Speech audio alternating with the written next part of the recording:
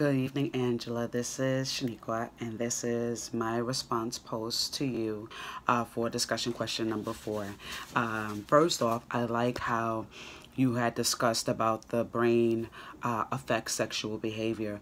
A lot of times people don't think about it like that. They just think as sex as being physical, so they don't believe that the brain has anything to do with the body per se. So I like how you brought that particular fact out. I like how you had stated that that according to Makahani and Bush, that they talked about how the brain is the most important sex organ. The second piece that I liked is you had spoke about the parental relationships and how they have an effect on risky behavior, and I believe that to be true because I believe that sometimes when there is not enough bonding, or if there's no connection between parent and child, sometimes the child will do things in order to obtain the parents' attention, excuse me. I think about it with young children. You know, when they're trying to get their parents' attention, they'll try to do it the right way, and if they still can't get this parents' attention, then they'll go about and do something a little crazy to get their parents' attention, because they know ultimately that will draw the parents' attention. So I like how you made that connection in regards to the risky behavior in correlation with parental relationships. The last point that I would like to say that I like that you brought out was the effect of dopamine. And how dopamine plays a role in regards to the risky behavior.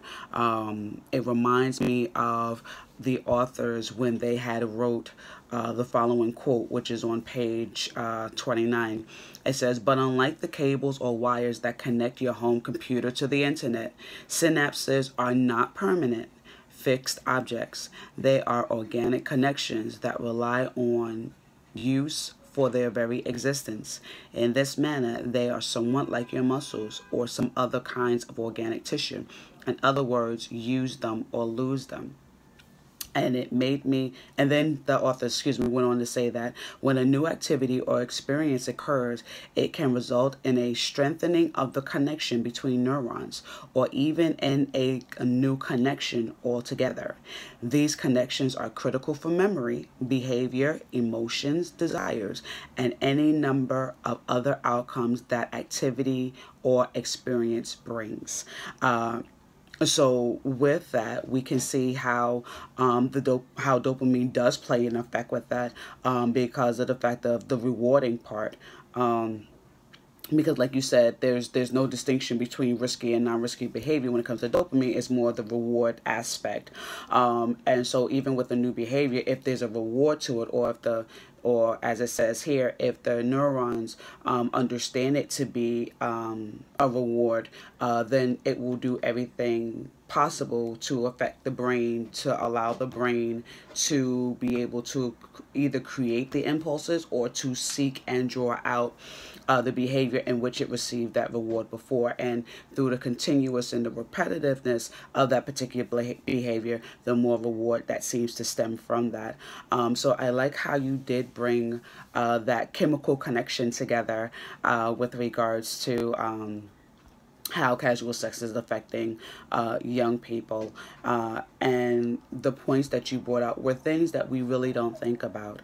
When we think about it, we just think about it for so many different reasons, but you really allowed me to be able to see the aspect of how this chain reaction occurs. It's not something that just kind of happens, but it starts with the brain, and then from the brain, it moves on to the reward system, and from the reward system it moves on to the behavior. And so we could see that train, or that connectivity, in which casual sex can be a continuous behavior for young people, and to the extreme being risky behavior for young people. So I like how you brought that connection out. it allowed us to be able to see just the deeper or the inner scope of why young people do what they do, and I think it also helps for us to understand that, so that when we encounter young people, we can better help them to understand why they're doing what they're doing, or how they ended up in this particular area, because of the fact that young people are still, their brains are still developing, and they're still trying to process a lot of these things. I like that with the way that you've laid everything out, it can almost be seen as a pattern as to how to address young people, so that they can understand the process that they're going through, and it gives them a little more clarity, so that they can understand, well, why they're doing what they're doing. Even to the degree where they may not be receiving that reward anymore, as the authors had indicated, when it talks about having multiple partners, even though they're not really experiencing the same experiences they had before. So I appreciate your thoughts in your post. This is my reflection and my response post to you. I look forward to seeing you soon. Take care and have a great night.